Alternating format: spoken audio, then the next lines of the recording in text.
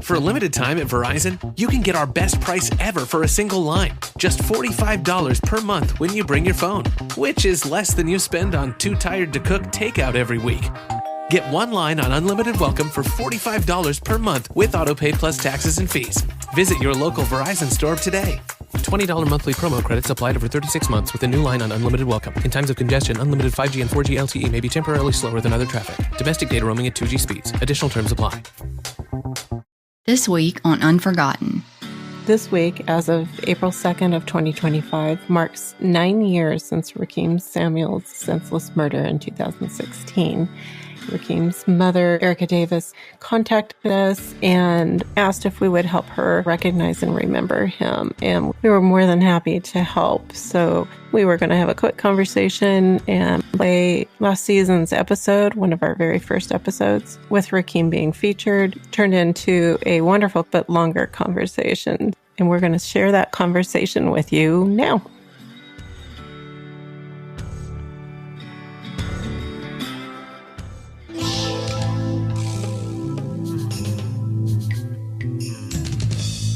Hey everyone, this is Sellers. And this is Stormy. And this is Unforgotten, where each episode will highlight unsolved missing, murdered, and suspicious death cases in Alabama in order to raise awareness and hopefully obtain some answers for victims and their families. Please remember that any individual referenced in the podcast should be considered innocent until found guilty in a court of law, and any opinions or views expressed in the podcast are solely those of participants. Listener discretion is advised, as some of the content discussed in the podcast may contain violence or graphic descriptions and may not be suitable for all audiences.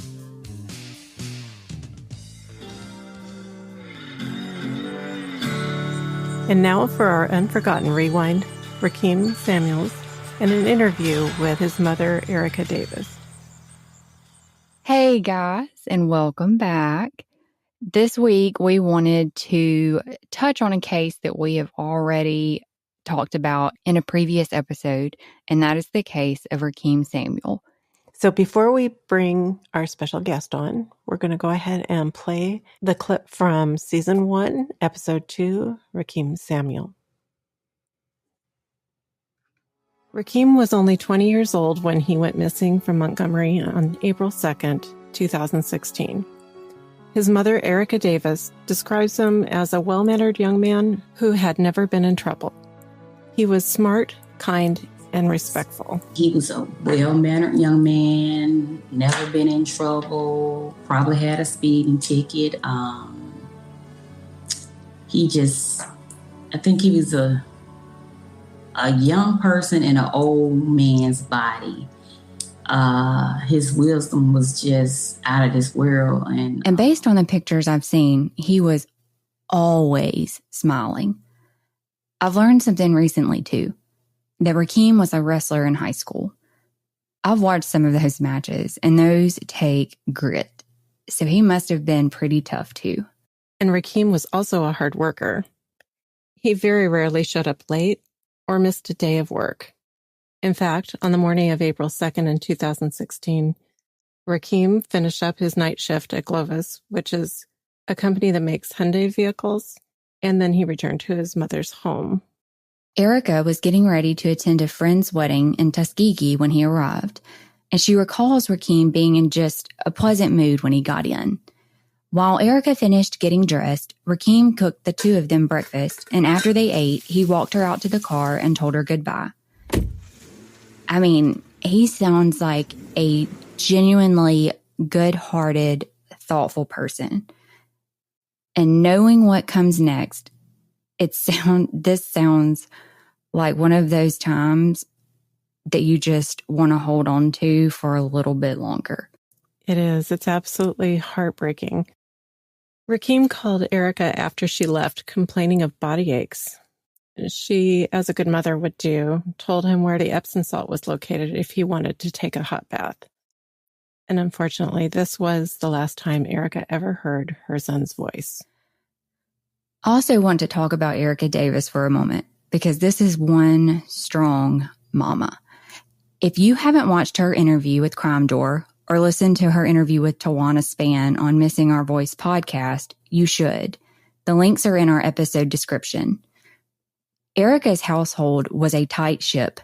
If you were living under her roof, whether you were 10 or 20, you were abiding by her rules, which meant being at home by curfew and not a minute later. You kept your phone charged and you answered if she called you. I'm sure kids, especially teenagers, would groan or try to push their boundaries, and maybe her children did on occasion. But from what it sounds like, Ericka raised some pretty respectful kids who really did honor her rules. That's exactly what it sounds like, because this set a routine and expectations. So when Ericka called Rickem on her way home from the wedding around 8 p.m. and his phone went straight to voicemail, she knew something was off. Not to mention that thing about a mother's intuition, it always seems to be spot on. That is a real thing. Yep. With Rickem not answering, Ericka thought maybe his phone battery had died and he just had forgotten to put it on the charger. Or maybe there were some self-service issues. So she continued calling in hopes that he would pick up the phone, but then she got home and he wasn't there. While Rickem wasn't home, Ericka's sister was there and told her that Rickem had been picked up earlier in the day by a female coworker to run some errands since his car was in the shop. Her sister thought it was odd that the young lady didn't pull up in front of the house or the driveway and instead parked slightly down from the front of the house. As time continued to creep up on Rickem's midnight curfew, Ericka reminded herself that he still had a few minutes before she really needed to start questioning his whereabouts. However, the routines and expectations she'd built for her children were broken when her calls that evening had repeatedly gone straight to voicemail and her concern was steadily growing. When she continued to receive Rickem's voicemail and he hadn't returned home by midnight, she called Rickem's father to see if he had heard anything. He had told her not to worry, just give Rickem time. He'd probably be home soon. But throughout the following day, Ericka continued trying to contact Rickem with no luck. She contacted family members, hoping that maybe they had seen or spoke with him, but they hadn't. She also called his father again, at which point his father made the decision to travel from his home in Bruton to Montgomery. That afternoon, while Ericka was in her driveway vacuuming out her car, she was approached by the friend who had picked Rickem up on Saturday. She asked to see Rickem so she could give him back his cell phone charger, which she was holding. Later, when looking back on this moment, Ericka recalled the young woman was holding the charger as though she didn't really want to touch it. After Ericka informed Rickem's friend that he wasn't home, his friend went on to say that after lunch, she had taken Rickem to one of his classmates' homes, and then she took him to meet up with another Glovis worker at Walmart on Eastern Boulevard around 1:30 p.m. She said that Rickem had planned to return to her house later and pick up some, quote, things he had left there. Ericka was certain something was terribly wrong when Rickem had still not returned by Monday, April 4th, 2016. Taking a more proactive approach, she contacted her phone provider, explained what was going on, and requested the last numbers Rickem had any communication with, whether it was through phone call or text. When she called the number she'd been given, a female answered the phone. Hello? That female turned out to be the same coworker friend who picked up Rickem on Saturday. Ericka stated the young woman broke down into tears when she learned Ericka was calling in search of Rickem. When Ericka asked why she was so upset, the young woman explained that when she dropped off Rickem at Walmart, he had gotten into a black four-door Nissan Versa with a male coworker and another man who was someone that Rickem didn't know. Considering the friend Ericka was talking to was the last person she knew for sure had seen Rickem, she insisted the friend meet her at Montgomery Police Department and give them the same information for the missing person report. After filing the report and leaving the police station, Rickem's friend tells Ericka that Rickem's backpack was still at her house, which was something Ericka says the friend failed to mention to her or the police. Well, that makes you kind of wonder, if she had the backpack the entire time, why not return it at the same time she returned the charger? Right? I don't really understand why you would only bring back one of his things. If you were returning his belongings, why wouldn't you bring everything? Right. Ericka and the young woman returned to Ericka's home after filing the report. With the help of Ericka's family, they began poring over Rickem's call and text logs, calling any numbers they didn't recognize to see if they had heard from Rickem in the last several days. They even went by the classmate's home to see if Rickem was there or if the classmate had spoken to him again. According to Ericka, the young woman who had picked up Rickem had begun to act somewhat nervous and abruptly stated she needed to leave, which in turn made Ericka a little hesitant to reach out to her again. I can't say that I blame her. We don't know the name of the friend that picked Rickem up, and we're not saying she has anything to do with his disappearance. There could have been a number of reasons she didn't want to be involved. Maybe she was concerned for her own safety. Or maybe she did know more than she wanted to share. But as a mother, if the last person who saw one of my children wasn't at all inclined to help search for them, I think it would raise some red flags for me too. And I'd probably just let the investigators handle that. Right. You don't want someone who may be withholding information from you, potentially relaying what you know or where you're searching to people who maybe are involved. Yeah. So sometimes it's just better. Yeah. Sometimes it's just better to limit your contact to the people you know you can trust. And, at this point, he's missing. So they're hoping somebody has talked to him. And if they're keeping him from being able to contact his family intentionally, you don't want to be talking to somebody that's like, hey, by the way, here's where they're at. You need to move him. Right. Over the next 90 days, Ericka, along with family, friends, and coworkers, diligently and relentlessly searched any and all areas they could get to for any sign of Rickem.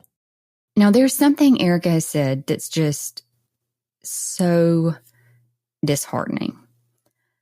Not long after Rickem's disappearance, she asked the investigator handling his case if his name and a photo or something could be shown on the news just to help get the word out. And she was told that it would be a violation of his rights to do that.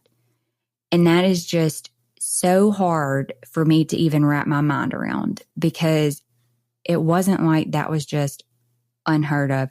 We just heard about all the work the Opelika Police Department put into finding baby Jane Doe's identity to give her back her name, to give Amor back her name. And I mean, how many times have you seen law enforcement release a picture to the general public in search of a person? I mean, it almost happens immediately most of the time. And then there's age progression photos that come out. So I don't know what this is about at all. It kind of blows my mind that they would even say that. Yeah. And there was actually, if you go listen to her interview with Tawana Spann, you'll get a good feeling for what I was talking about earlier about the kind of mom that Ericka is, because she says, she told him, what rights? Like she was so mad about it. Like, we don't have locked doors in our house. We don't keep secrets. She just didn't, it blew her mind that they were not going to let her put this on the news. And anyway. Yeah. I think the public and media are underused resources. I mean, getting a name out to the public and a face out to the public quickly gives the agencies more eyes scanning surroundings. And it costs nothing.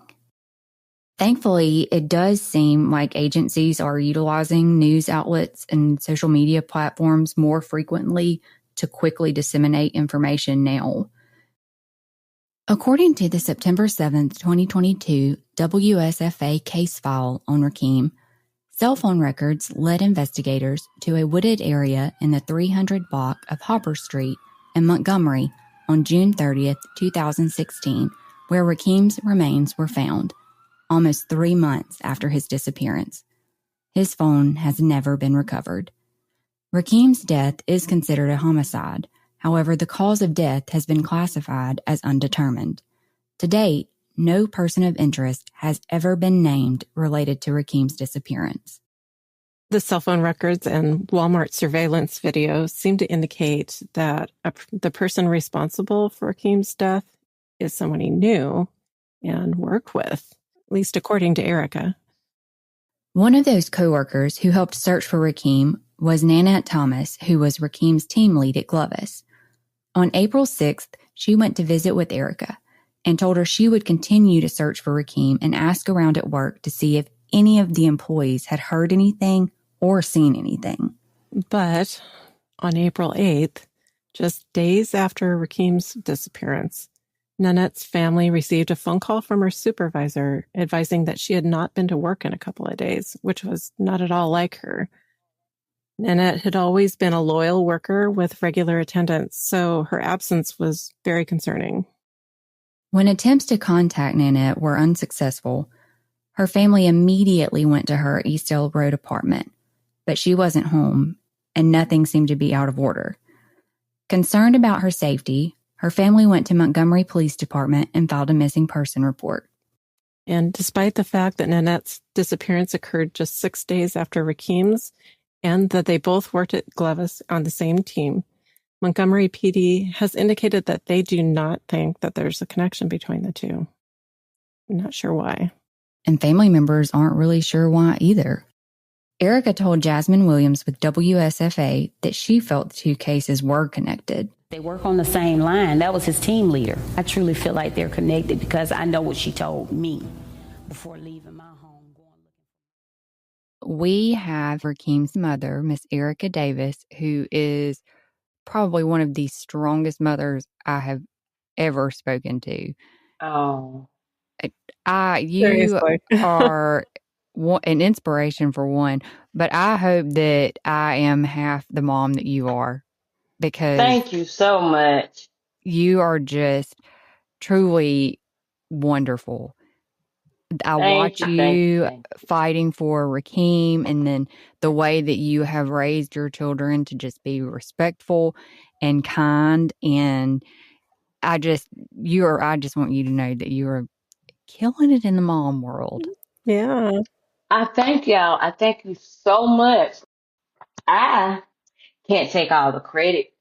And once again, I got to give the credit to the Lord.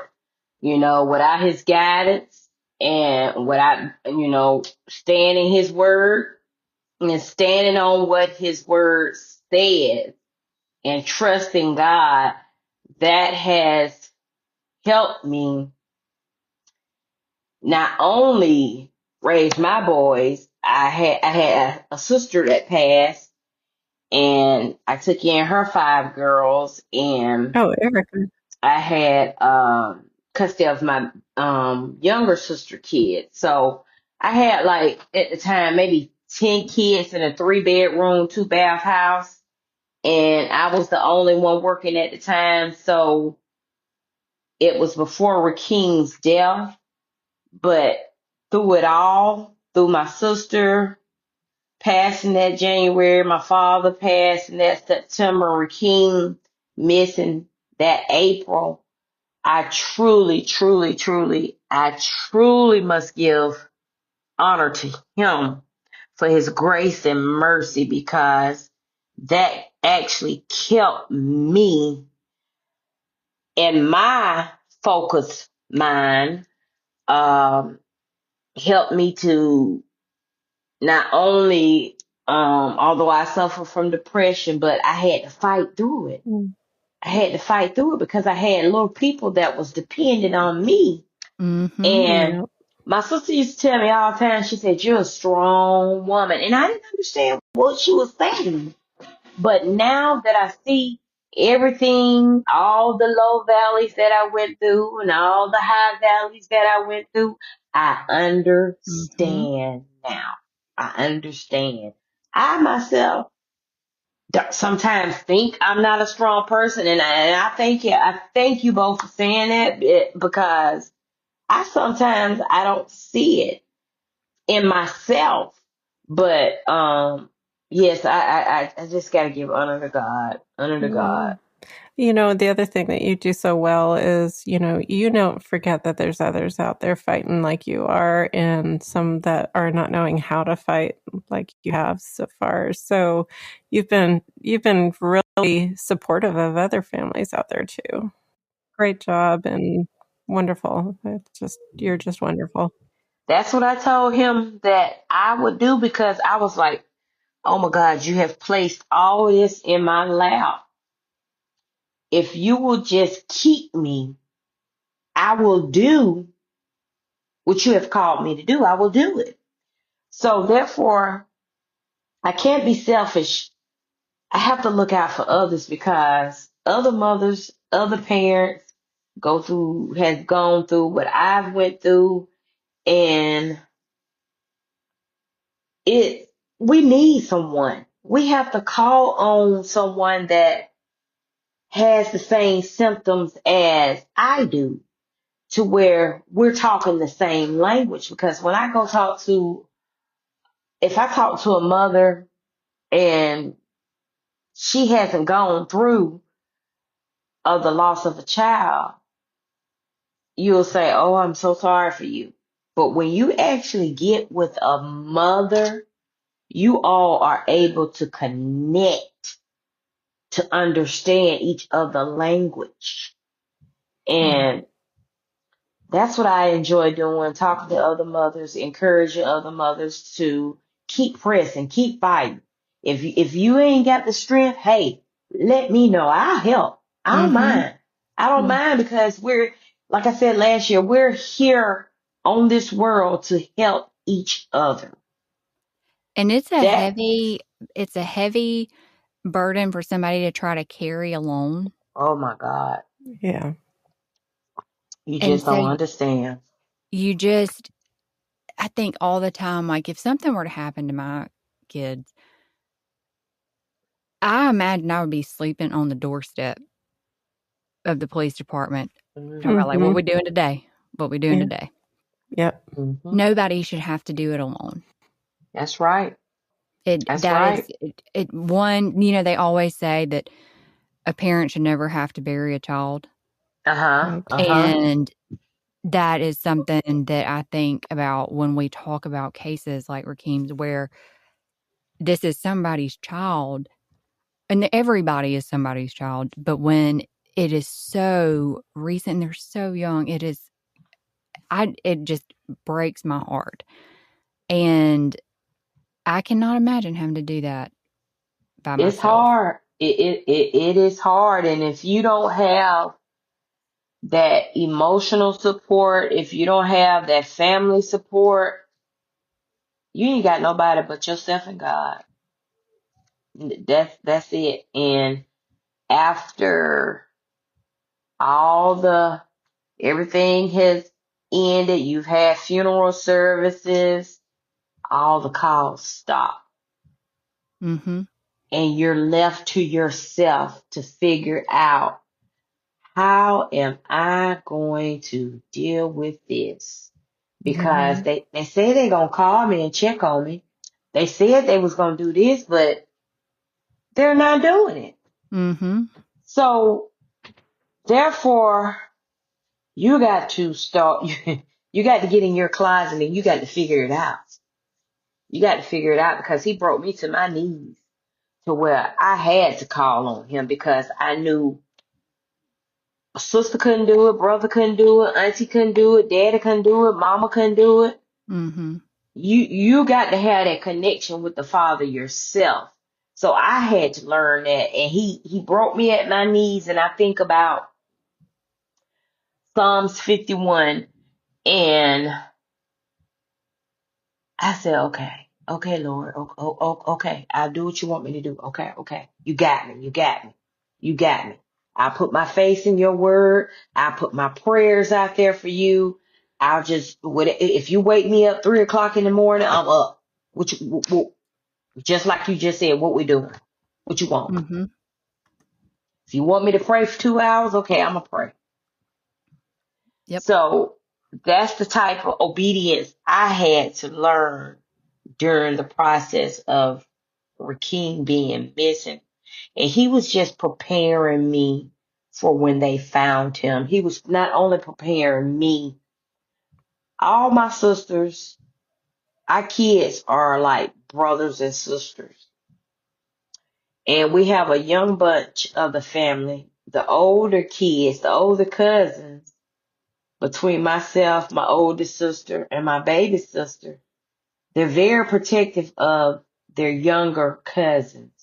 Mm-hmm. And that's all they knew was to play with each other.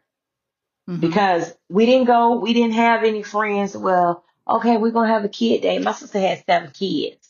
Mm-hmm. So with my 2, that's all the play you need. That's all you need. Y'all got enough friends. Yes. So you had quite the brood, so yes. And I was thankful for the parents that I had.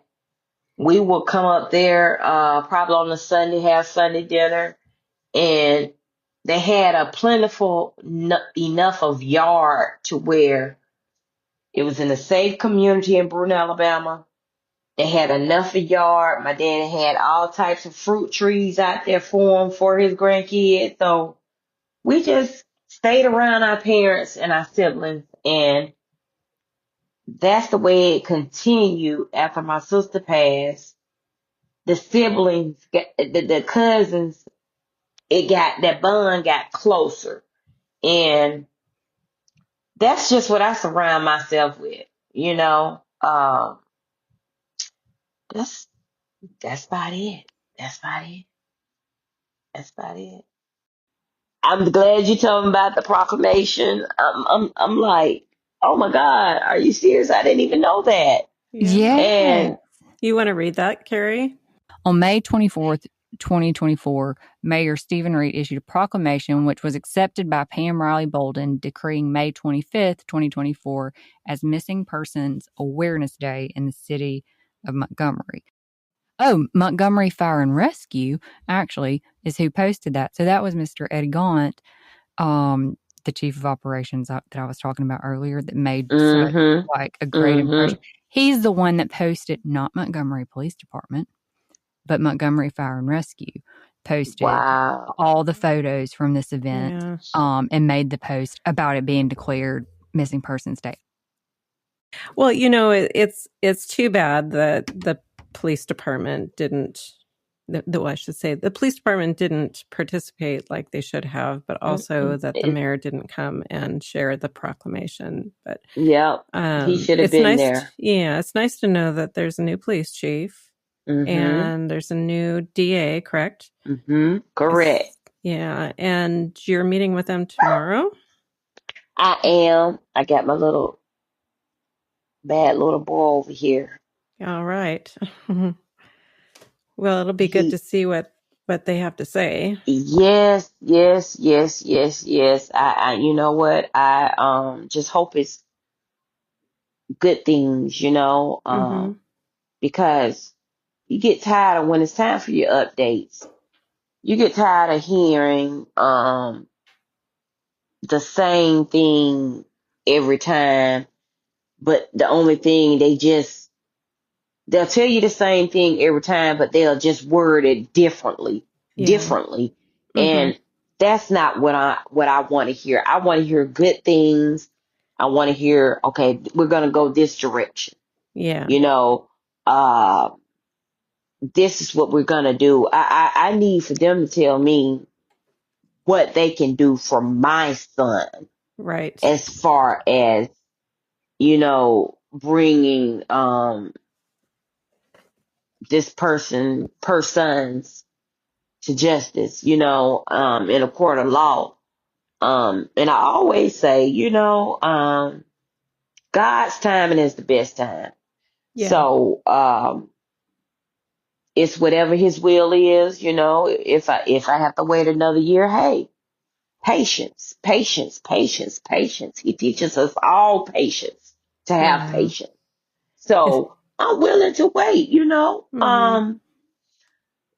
If it means a resolution, you know, absolutely, and it means getting it the right way, you know, getting it the right way. Absolutely. That's a great way to look at it, because I Yeah. know it's difficult to look at it, especially early on. I mean, Yes. it's working on a number of years now for you and for a Yes. lot of others, but when it's fresh in your brain, that's harder to Yes. have that kind of outlook. And you know what? I relive that day every day. Every day I play back everything in my head every day. The only thing, the burden has gotten not so heavy, although my heart aches, but it has gotten lighter because I've learned to release it to the Father. Mm-hmm. You can't hold stuff pent in. That's not a way of life. You have to release some things to Him. So I must say, like I told you all before, I'm better now than what I was. It takes a little time. Yeah. Yes, it does. Yeah. It does. It really does. It really does. And I'm just expecting greatness tomorrow, Mm-hmm. to hear good things. Yeah. Last year when I spoke to the now DA, she was very compassionate. She was like, I want to help, call me. She was very eager to give me her number without me asking. Mm-hmm. So I just want greatness to come tomorrow. And I'm Yeah. believing that. Yeah. Say some good prayers before you go in. Yes. Yeah. Yes. Yes.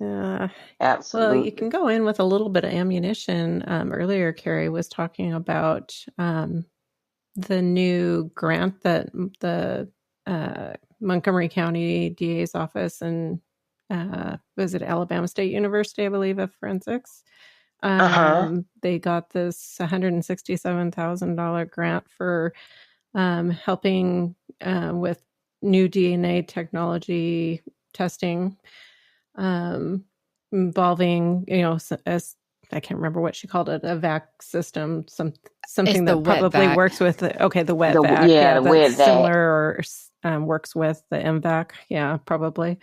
I think it's going to be something like that. Yeah. Yeah. It was $176,000 grant. That was close.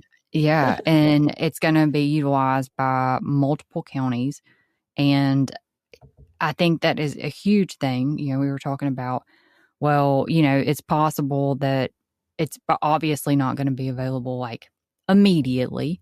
Right. But it's still, that's something that is in the works. And I think that it's great because there's so many advancements in forensic technology that Alabama, I think, is behind on, Yeah. I don't think you hear much about any new, I guess, advances. I don't know if that's the right word I want to say, but yeah. So I think that is great.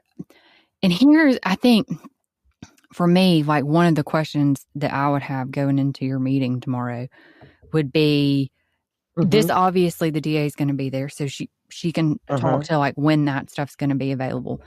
But we were looking at that report, about a year after we did Rickem's first episode, we had submitted the request to Montgomery Police Department saying, hey, we want an update, all of these things. And they said, well, it's against our policy to provide that.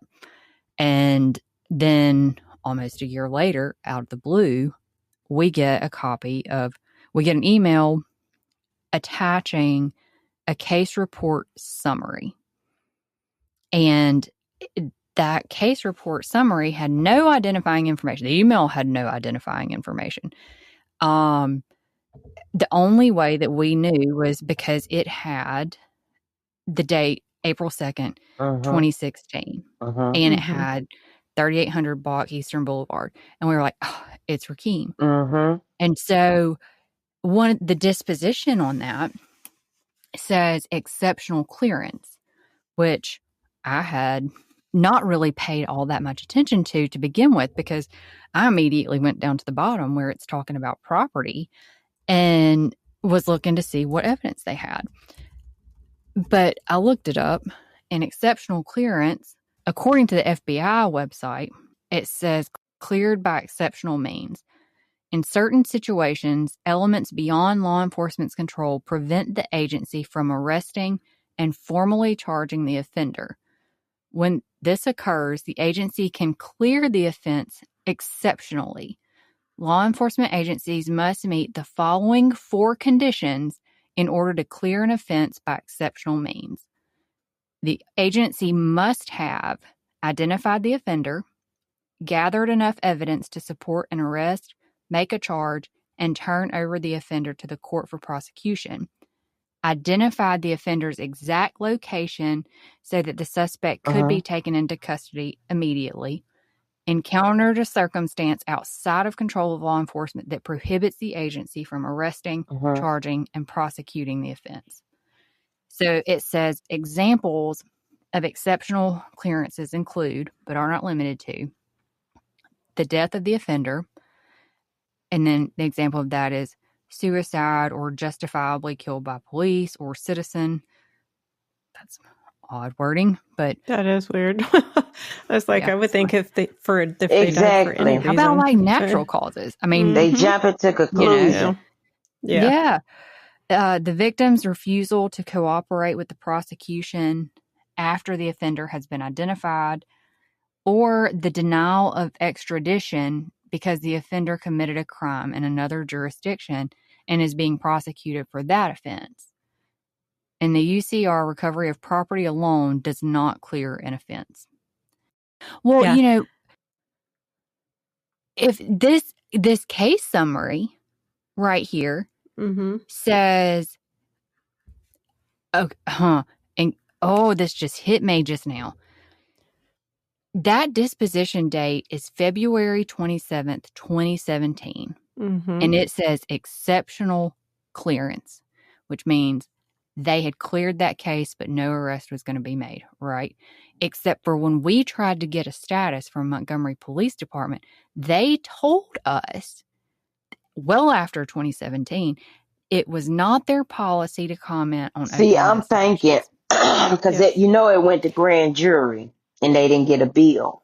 Did it? Yeah, it went. So we have exceptional clearance. That's the disposition, and then 2017. Yep. Almost a year later. Do you know when it went to grand jury? I want to say probably around that time. I know it was 2017 because the DA got the case in October 2016, and probably October, December, January. Yep. Probably around shortly after that, it went to grand jury. But being that Narquin presented it as a robbery, didn't get a bill.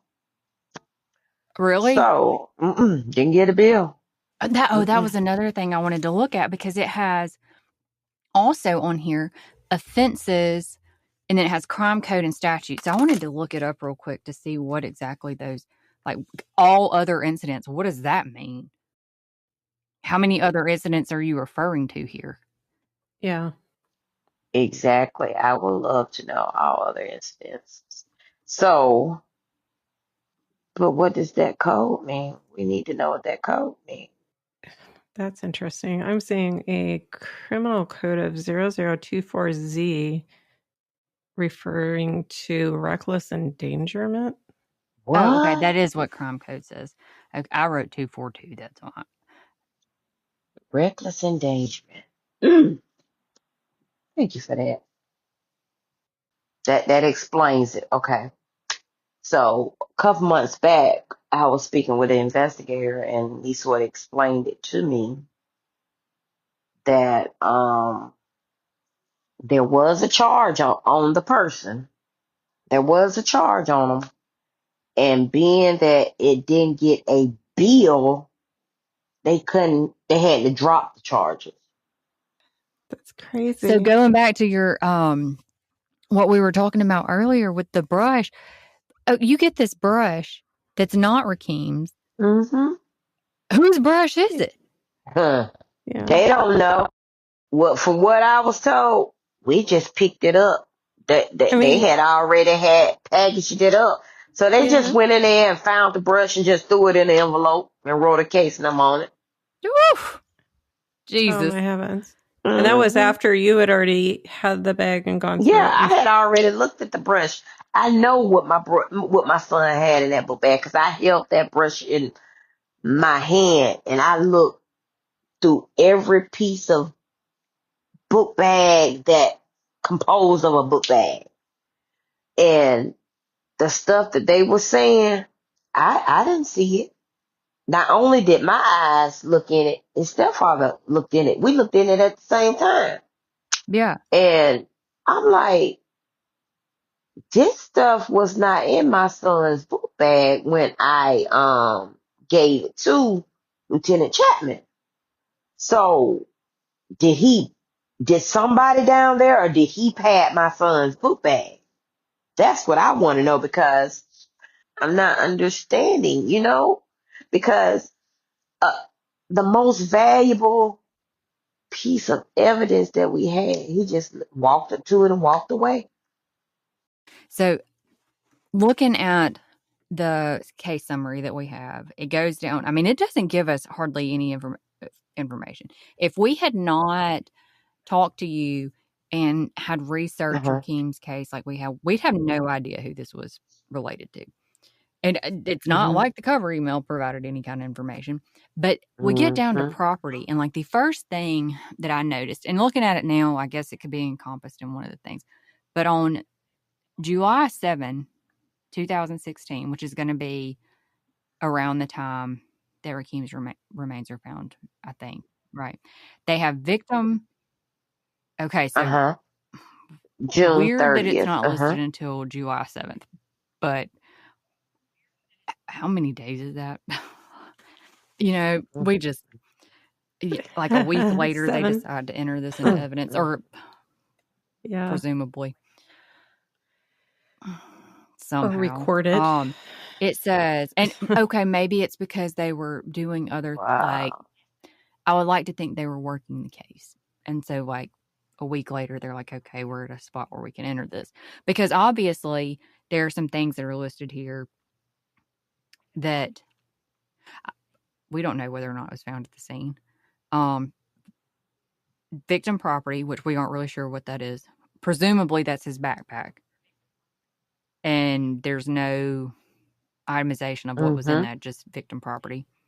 There is somebody that we're not going to name just because well, hell, they emailed us this in response to a public record.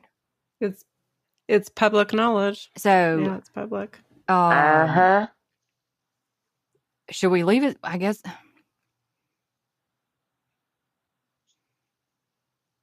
Because I was looking at this. So I think that's going to be whoever logged in. I actually looked it up. Because the April 9th is going to be around the time that we got this. And so I think that's going to be whoever actually printed the summary. Yeah. It says, I looked up online, it says in 2024, Officer Jared Dunn of the Southside Police Department was recognized as one of CrimeStoppers Officer of the Year. And that was, he was a member of the Montgomery Police Department. So very likely could be him. And I don't know how many other J. Dunns there are in the, Montgomery Police Department. But that's not who sent it to us. We sent in our request for public records. Well, okay, so here we got back. The email said, here is all we can provide. You will need a subpoena for the rest. And so it shows on here the same day they entered the victim property, they also entered in another broad thing, Maze Electronics. Listed. Now, it's exceptional clearance, so you can kind of put together that maybe Maze is whoever they could not arrest. But that's multiple electronics. So maybe part of the delay there was they had to go retrieve these things. You have to get warrants and you have to get things. And then dental records. So this is, they've got the dental records on the 7th. They're going out there but they've already told you prior to that. How do they know? They didn't know at the description time. of his clothes is what I was told. Because they didn't get the dental records until he was found the 30th of June. They didn't get the dental records until the following next day. They went to Dr. Chapman's office and got Rickem's dental records. So, they looked at his clothing from what I was told. I didn't see my son's shoes. I didn't see his shirt. I didn't see his pants. I didn't see his belt. I didn't see anything. And you have to assume that this. Hey, you. Yeah, you. Now's the perfect time to get even stronger at Planet Fitness. Save $28 or more when you join today for just $1 down, $15 a month. Mix up your routine or create a customized workout plan with free fitness training. That's right. Certified trainers, unlimited sessions with best-in-class equipment. Plus, there's over 2,700 convenient locations to choose from, with most open 24 hours. Save $28 or more today when you join Planet Fitness for just $1 down, $15 a month. Cancel anytime. Deal ends April 11th. See Home Club for details. There is a more detailed log somewhere that itemizes whatever the victim property is and that they have it.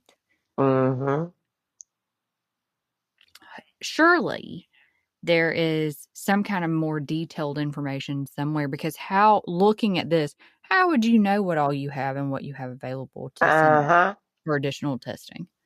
Because now that they've got the district attorney's office is getting this new fantastic equipment and ability and technology and all of these things, this would be a great thing to help potentially bolster their case. Sure because would. it also, so you wonder where they get the electronics from. My assumption would be off the person, which I would also assume would be one of the last people that he was seen with. You're right. You're right. And then you go in September 19th, 2016, so 2 months later-ish, and they list assorted rounds and pill bottle. And that was not in my son's book bag. I did not see any of that stuff in my son's book. That's why I'm like, and when I had this meeting with Chief Hall and Lieutenant Payne, I brought that to their attention. I was like, this stuff was not in my son's book bag. And you got a whole list of stuff. But when I gave that book bag to Lieutenant Chapman, that stuff was not in there. The only thing that was in there was his lunch bag, a face towel, his brush. That's all I seen. Well, this doesn't even say whose pill bottle. I mean, it could be anybody's. Yeah. Was it just like a completely blank pharmacy bottle? Was it Tylenol? Was it, something that you could buy over the counter? Is it prescription? Is it Rickem's prescription? Were the rounds in? Yeah. Are the rounds in the pill bottle? Or are they talking about ammunition rounds? Right. Yeah. I hope they have their description somewhere. I mean. Yeah. Well, you know what I'm looking at?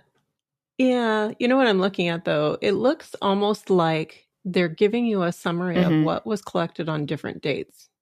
That it isn't. They're not necessarily connected, but are related.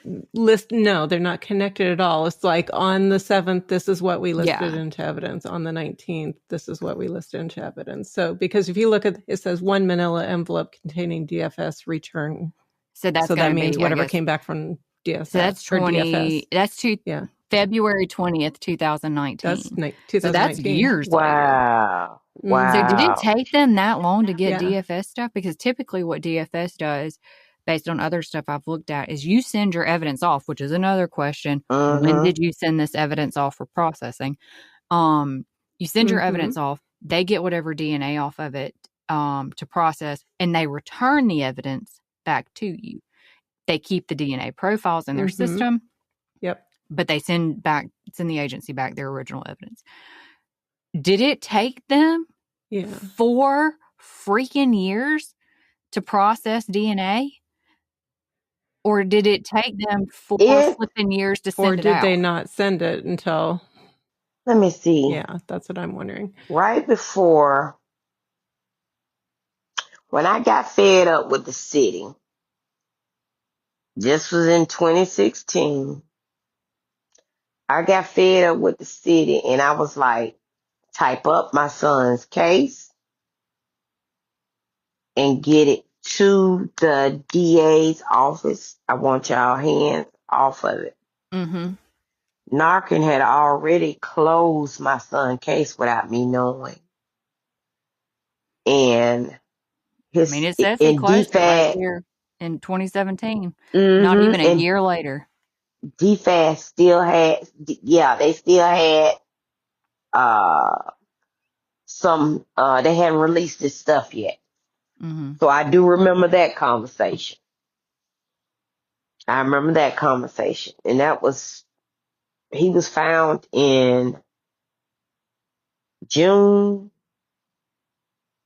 right before, I want to say like between August, September, they still had his book bag and stuff. The last conversation I remember having. Well, if they close it by exceptional clearance on the 27th in 2017, on February 27th of 2017, then you would think maybe for some reason it got hung up in the lab and they didn't return it until now, which should have been more than a manila envelope, to be honest. Yeah, right. But yeah, that's 3 years after, like almost 3 years to the day. Yeah, he did say that they was backed up. Yeah, he did. But how do they close it on exceptional clearance in 2017 if they don't even have the results from the evidence? From what Knockman told me, I closed it. We didn't get a bill at grand jury. I closed it. I said, so you closed it without my knowledge? I said, I truly appreciate you calling and telling me. But I had to find out from the DA's office, and I had to call you to see what your problem was. So February 20th of 2019 is when they get the evidence back. But they've presented it to a grand jury before then. And that's just assuming that this date on here is when they got it back. It could be any number of things, really. But if they didn't actually have the results from DFS until 2019, how do you present that to a grand jury? Yeah.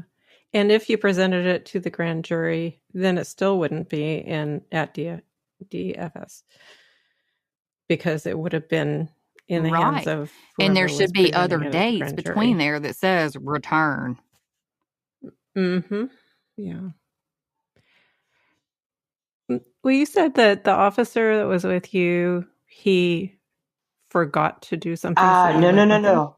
And that's how he said they forgot something, but after he told me that, I was like, no, we finna go take a look ourselves and see what's going on. I said, because something does not sound right.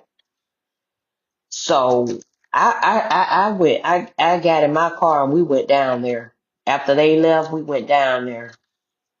And that second time, I had gloves, rain boots on, stick, everything. I was prepared.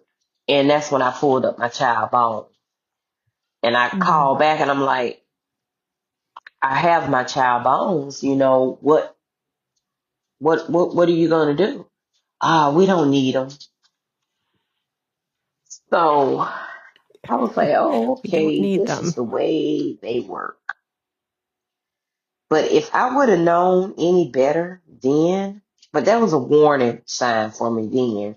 Mm-hmm. If I would have known any better, I would have requested that a more seasoned investigator that was more trained dealing with murder cases, which they don't want to say that his case is a murder case, which it is. Well, and the exceptional Exactly. clearance. Uh-huh. So they don't want to. They don't want to. They don't want to admit to their wrongs, and I'm just tired of them. I am. So going back to this, the sorted rounds and pill bottle obviously are very vague. Where did they find it? We don't know. Mm-hmm. Did they find that at May's house? Did they find it at the where the remains were? You I have would to. love to know. Cause see, these questions they're not answering because when I asked that, he looked at me like I was crazy, and I'm telling you, I know what was in that bag. And when Mm-hmm. I had that meeting back Mm-hmm. in December of 22, they looked at me like I was crazy. Like, we don't care what you said, what you telling us, what you seen in that book bag. We already got it on paper, so we ain't worried about it. That's the way they was looking at me. Yeah. Yeah. Hmm. But I am gonna ask that tomorrow. Yeah. So far, what is your understanding of the official status of It's this case? still open, being worked on. Okay. And is it still undetermined as far as manner of death? Yeah, you know what?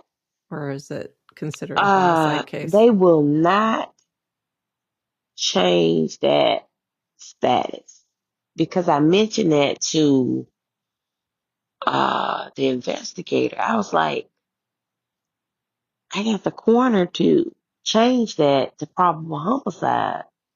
And he was like, that was just he said, that's not an official death certificate. I'm like, well, it says it at the top, you know.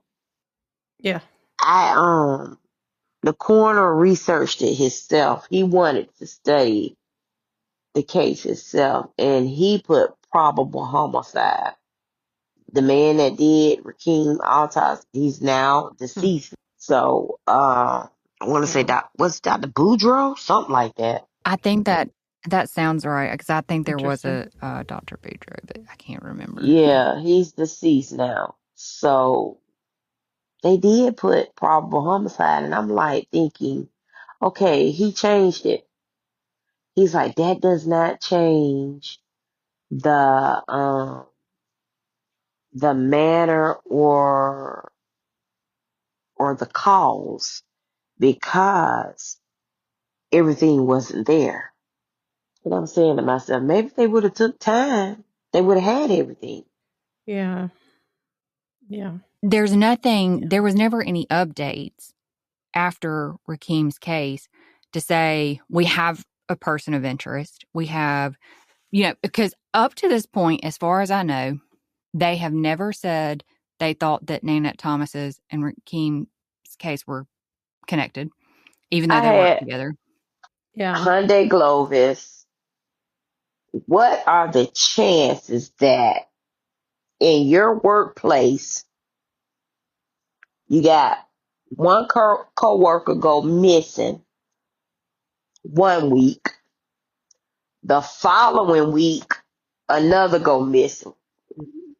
Please tell me. How I that's would not related. okay. All right.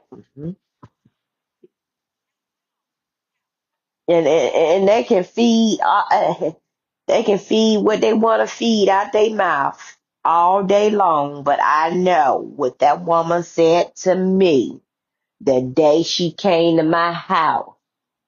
I know what that woman said.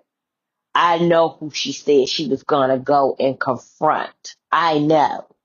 and he knew her schedule because he worked with them. So he is a criminal. Ain't no older person gonna think like, Mm-hmm. I done killed her in the back seat. It's a lot of blood in the car. Let me park her car in another apartment complex and take her tags off her car. Let me do Right? that.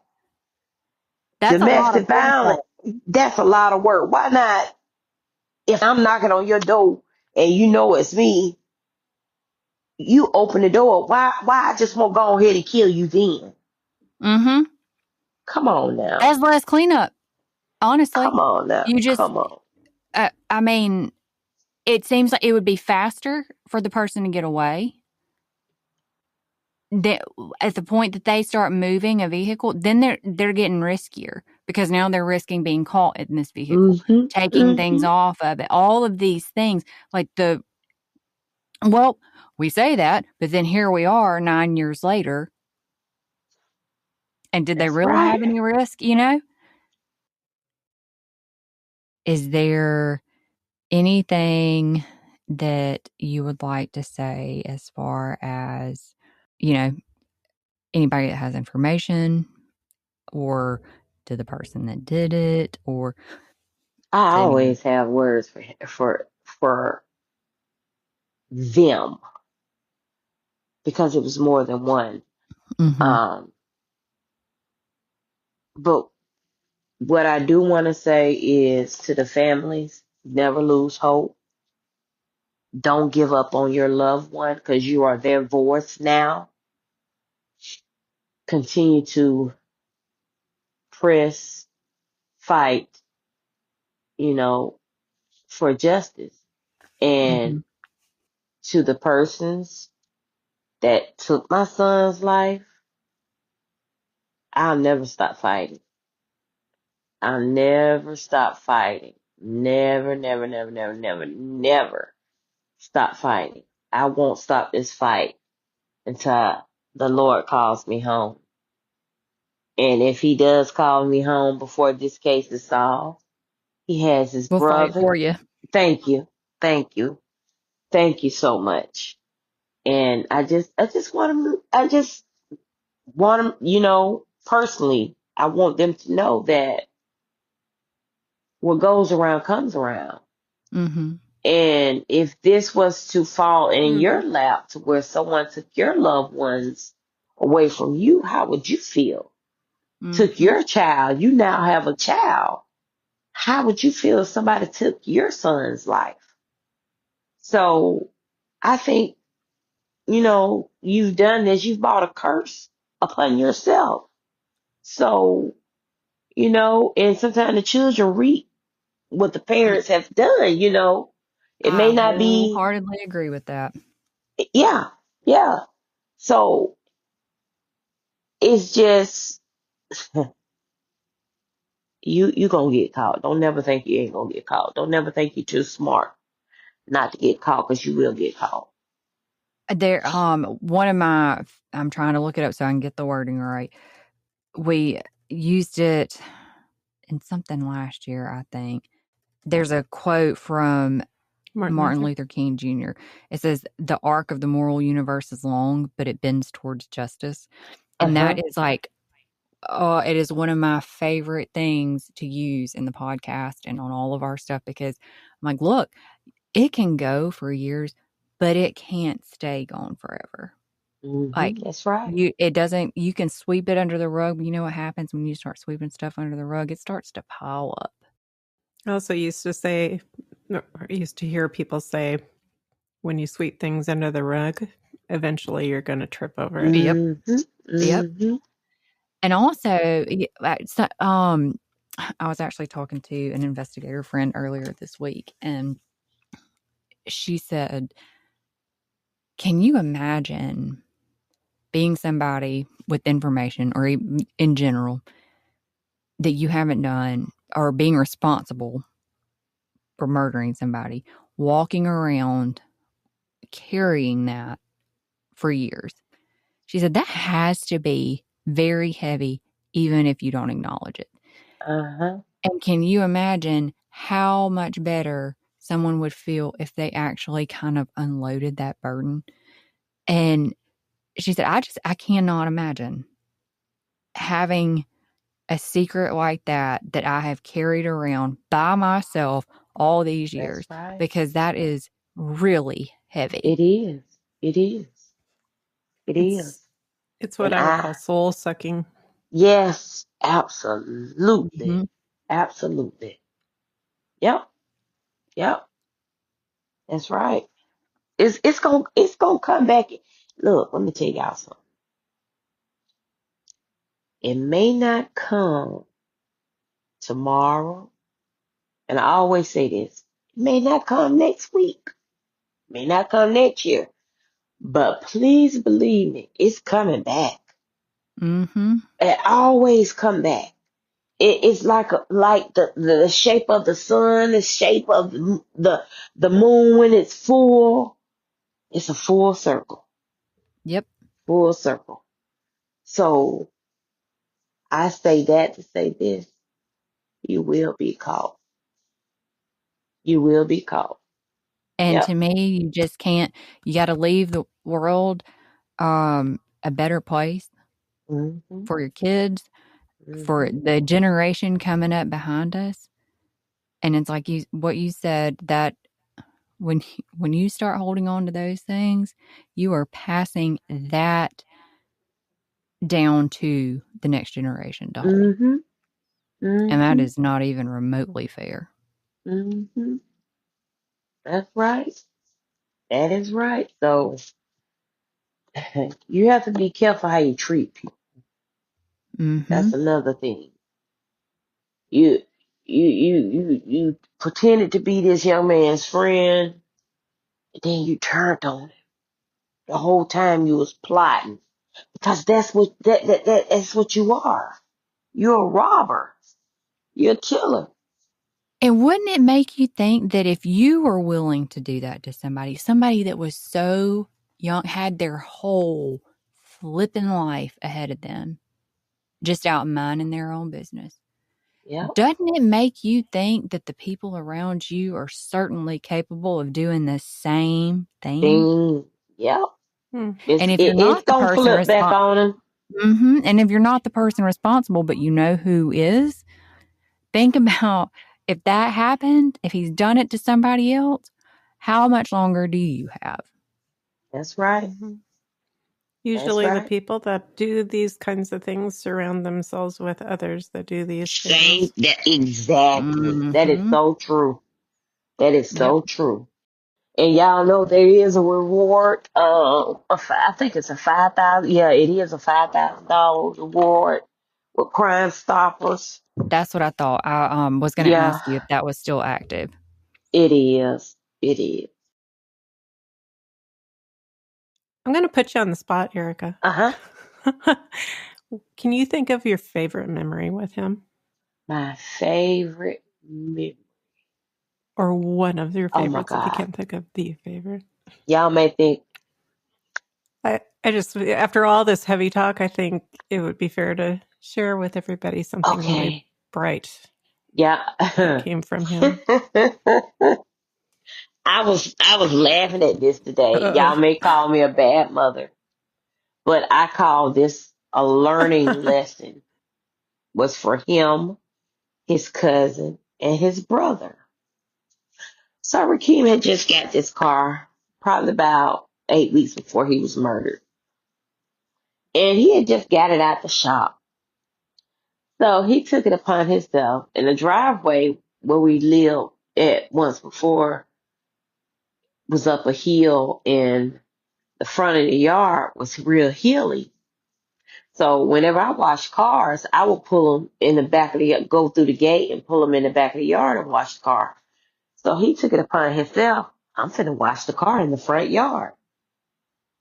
So I was in my room watching I can't remember what Western I was watching, but it was really good. And I was like, the house is mighty quiet. Where are the boys at? Let me go see what they're doing. You know it's going to be something when you have to say, where are they? I didn't know. Where are the So, boys? Yeah. mind you now, my baby boy was probably 13, maybe probably 13 at the time. Maybe, yeah, probably 13. Rakeem and his cousin, they're a year apart, and they like brothers stuck at the hip. So Rakeem and my dad washing his car, and I look out the window. I said, he's washing his car in the front yard. I was like, what made him do that? Knowing that he probably gonna get stuck in the bogged down in the front yard. What made him do that? So I went back to my room. I said, he gonna learn today. I got back up, came back and looked out the window. I know my baby boy was in there playing the game at first. When I first came, peeped out the window. So I came back up, I got back up, came back and looked to see what was the progress. I see my baby boy behind the steering wheel. I see my son and his cousin pushing the car. I was like, oh God, this is finna be a disaster. So I looked the way the car was parked. I said, okay, well, it can't go down the hill. I said, if they pushing him back, the car is gonna go back into a little tree that's gonna automatically just stop it. So I had already aimed it out, measuring it out with my eyesight. And I was just shaking my head. So I watched another man from across the yard. He came to help him push. And I'm watching my little baby boy. Instead of mashing the brakes, he mashing the gas. He hit the tree. And I'm shaking my head looking at them like, they should have known better. So I tiptoe back in my room. I hear him saying, oh my God, what we gonna do? What we gonna tell mama? What we gonna do? I said, So I snuck back to my room, crossed my legs like I was looking at TV. Rakeem comes standing at the foot of my bed. I'm like, hey son, Mom. I said, what? I got something to tell you. I said, what? I hit a tree with my car. I said, did you hit the tree with the car? Or did you tell brother to hit the brakes and he hit the gas? Is that what happened? Because I seen you out there. I wasn't going to say that because I wanted you to learn for yourself. Why would you put your baby brother that don't have no license, did not know how to drive? Why would you put him? Why not just tell your cousin, you get in the passenger seat since we both got license. Let the man help Rakeem push the car. And I was working today, and that memory came up in my mind, and I did the biggest laugh because I can remember that as clear as day. And I wished I could have just explained to y'all just how it was taking place by me looking at it. But I laughed so hard today, y'all, just thinking about that memory. Because I was like, some kids, what was they thinking? They were like, in their head. And it's so like it's so like what we've kind of heard, like you like to teach your kids, to learn for themselves. Exactly. Not even that. You gonna get stuck right there, and he got bogged down. Right, that's you're why gonna he have to watch it again. When I seen that, I was like, okay, good learning lesson. But when I came back and I seen my baby boy in the car, I was like, I said, okay, I'm gonna let him learn this. He don't learn this. This is just going downhill. He had to come in there and tell me. If I wouldn't have been at home, I would have never known about it. Never. Did it mess his car up? No, didn't even mess the tree up. Well, that's good that baby brother didn't hit the gas too hard. That's why I was like, I measured it. Because if it was going to be an issue with him going down the hill or he hitting the house, I was gonna go ahead and go outside and stop it, but Oh, Lord have mercy. yeah, I was just sitting in quietness today. I was just in my office, just sitting still, just closed my eyes, and I was just, at peace. And that memory popped in my head, and I opened my eyes, and I just bust out laughing. So God. That's that was awesome. a funny memory, and always he was a mama's baby. He would always come and get in the bed. He'd bring his little comforter off his bed, and I'd be in my bed. He'd get on top of my covers and have his comforter, and we'll take a nap together. He's always been like that, always. He was such a sweet kid and so wise, and I just hate that I wasn't able to see what he would have become And because them talking about, they didn't want to say that it was a homicide. They were trying to say that he hmm was robbed. He was hmm robbed yeah, he was. of He his was of life. his life. Yes, he Mm. was. Yeah. Absolutely. He That's was my boy. just starting out. When I tell you he had his plans written down to a T, already on paper, had his plans written out, his life already laid out what he wanted to do. And we're from a small town, Brewton, Alabama, where there's hardly no crime. Uh, he wanted to become a firefighter, and at the time there were no black firefighters. He wanted to go back home and become the first black firefighter. Hmm. So he was set to take his firefighter exam. He also was going to enroll in school for welding. I just think that's so So, awesome to have that much, that many yeah. plans. And just think Yeah. about this. I could remember the day that he was getting ready to go take his firefighter exam. This child had just got off work, working from 10, supposed to be from 10 to 7. But if they don't get those cars out in time enough, the shift will run over a little. Tired, sleeping, and you go take a 2 to 3 hour exam. And I was like, Lord, my baby is so tired and sleepy, just got off work. And he still want to go take his firefighter exam. I thought a lot of him to do that Mm-hmm. because I would have been like, I'll see if I can get it, get it to take it over to see Mm-hmm. if I Like can on an get it off day or, rescheduled. yeah. Yes. Did I want to give my time that was for me to sleep away to that? But he did that. Me, I know I would have been like, I'm gonna have to reschedule that. I'm gonna go take me a bath and go to bed. But he went right on. And I was so proud of him at that moment because he sacrificed.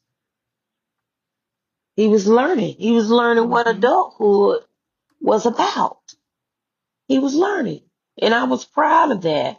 I see what my baby boy is becoming. He's finding his place in the military.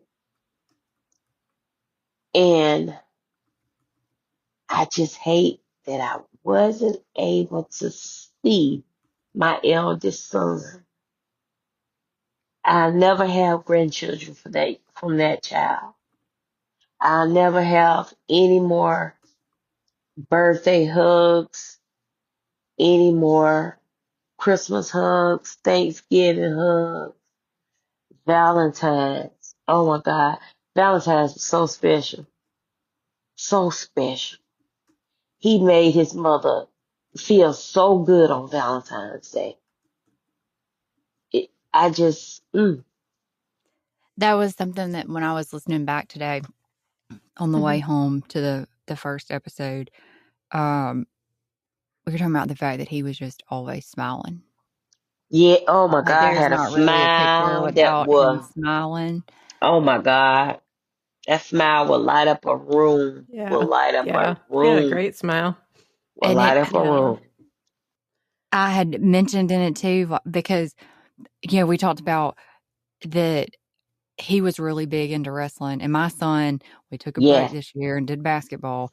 But we're going back to wrestling next year. Hallelujah. uh-huh, But I was like, God, I think about sitting at these events and watching Aiden grow. And we just went to Auburn last week and toured the mm-hmm, campus because he'll be a senior this coming up year. mm-hmm, And all of these things that I'm watching him grow into this just wonderful, respectable young man. And he's kind and compassionate and empathetic. yes, And he would do anything for anybody. And mm-hmm,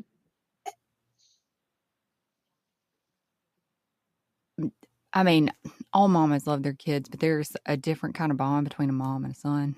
yes, it is. To be, Mm. to have birthed out two awesome young men, very well mannered. Yeah. Yeah. I was lucky. I gotta say, I was just lucky. Just lucky. I can't imagine not seeing him reap the benefits of everything he's working towards. Uh-huh. Mm-hmm. And I actually think about it all the time, especially around wrestling season. Like, God, Raheem was really just starting to spread his wings Mm-hmm. and be that young adult with responsibilities. He wasn't quite there yet, but like he was stepping into that adulthood phase, and it was just snatched away from him Yes, for it no was. reason. For no For reason. no reason. I'm just, let me see. I'm gonna tell y'all this. Where I truly, although some days are gooder than others, I have my breakdowns, but when I tell you I really felt it, I got married last July, and my baby boy walked me down the aisle, and I wasn't expecting this because I completely forgot about that. Mm-hmm. He said, "Okay, it's time for the mother and son dance," and I'm like, I got two sons. Mm. And it didn't hit me until I started dancing with my baby boy, and tears just began to roll down my eyes. I got you. I said, I got you, but I don't have brother. Tears just rolling down my eyes. All I can do is just hold my son. Just hold him. Just hold him. It's not the same comfort, but he is with you. Yeah, yeah, yeah. At that moment, although I was missing him, I felt like he was there with us. I really did, but it gets better over time. And I'm gonna tell y'all something. Depression is real. Mental illness is real. Mm-hmm. I suffer from PTSD, anxiety, depression. I didn't have all this before my child died. None of this. Social anxiety. my house, I've made my house, although you do supposed to be comfortable at home, but you're also supposed to get out and get some of that sunlight. Yeah. My home is my comfort. And I wasn't like that at all. It's like for somebody to invite me to go somewhere, you almost have to pull my teeth to make me go because of that anxiety. Mm-hmm. This is trauma from what has happened to me, from what two people chose, or people chose to decide for them to take, a person's life in their own hands and say, okay, well, you're going to die today. From decisions that were made that you had, Yes, that affected you and you had no input on those. absolutely. Two people unrelated made a decision, or I say two people, I don't know, it could have been three people, it could have, who knows. Not the 1-page report we got is helpful there, but they made this decision, Yeah. he, she, whoever, without any consideration of the ripple effect that decision would have. Yep. And it is, I think that's probably one of the things that makes me the most irritated when we talk about the cases that are unsolved, is that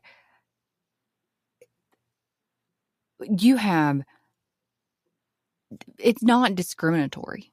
This is something that happens, and it goes back to us talking about that when something finally happens will be because it happened to somebody in a position of authority's loved one. But it happens to low-income families. It happens to people who have, say, higher risk lifestyles where you could see where they would end up in situations where this would occur. It happens to middle class. It happens to upper class. And it doesn't matter what color you are. It doesn't matter if you're a man or a woman. Everybody that is, and I say this, it's not all cases, it's not all investigators, but for the ones that we talk to, and we talk to people from all over the spectrum, they are coming up against these roadblocks. And it's like, look, I don't care what predisposition you had going into this case. I don't care what you found out. The fact of the matter is somebody is responsible for their murder, and they are walking around out there with the capability or ability, or both, really. They have the capability, they've done it already, and the ability to do it again. Yep. And if that's if they not had not already enough, done it. Yeah. And all you're doing is giving them more encouragement to continue along that route, because they've had no repercussions. That's right. None whatsoever. Didn't do it. That's right. So I just hope, I want you to see my son's face. And I want that to convict your heart by seeing my son's face. I want you to feel real bad. I do. I really, really do. So I'm not gonna give up, y'all. Y'all just know I'm not gonna give up. No. I'm not. I'm a leader, not a follower. I am not going to stop. I'm not. Mm-mm. Mm-mm. Rickem's case remains unsolved. We are hoping that Ericka can make some progress with DA Oliver and Chief Greyboys and find a resolution to his case. If you have any information, lift your burden and contact someone right away. Bring some peace to this family and to Rickem. Contact the Montgomery Police Department at 334-241-2651, the Central Alabama CrimeStoppers at 334-251-7867, or anonymously on their website, or you can call the ACCA Tipline at 251-501-COLD-2653.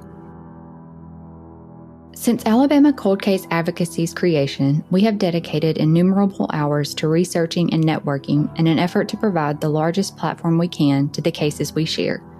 We shoulder all associated expenses with Alabama Cold Case Advocacy out of our own pocket, including the subscription fees for researching and production of the Unforgotten podcast to provide a cost-free avenue for the victims' families of those cases. We hope you will join in our efforts to raise awareness of Alabama's missing and murdered and support these families who have been forced to carry the immeasurable loss of their loved ones and the fight for answers.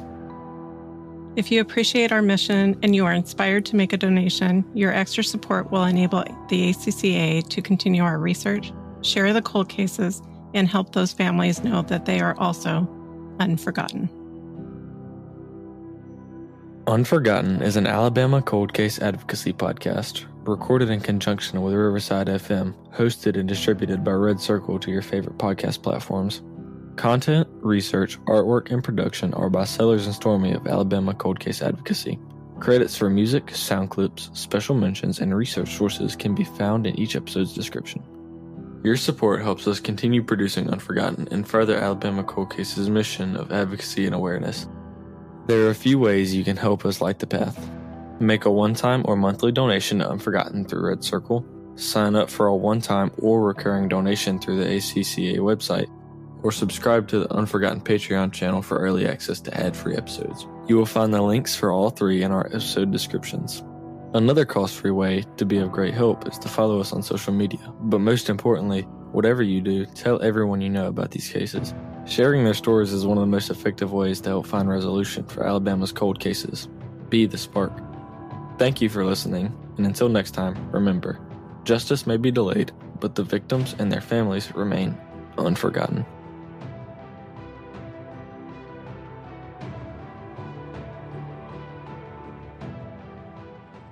That was good. You did good on that one. Thanks. For a limited time at Verizon, you can get our best price ever for a single line. Just $45 per month when you bring your phone, which is less than you spend on Too Tired to Cook takeout every week. Get one line on unlimited welcome for $45 per month with autopay plus taxes and fees. Visit your local Verizon store today. $20 monthly promo credits applied over 36 months with a new line on unlimited welcome. In times of congestion, unlimited 5G and 4G LTE may be temporarily slower than other traffic. Domestic data roaming at 2G speeds. Additional terms apply.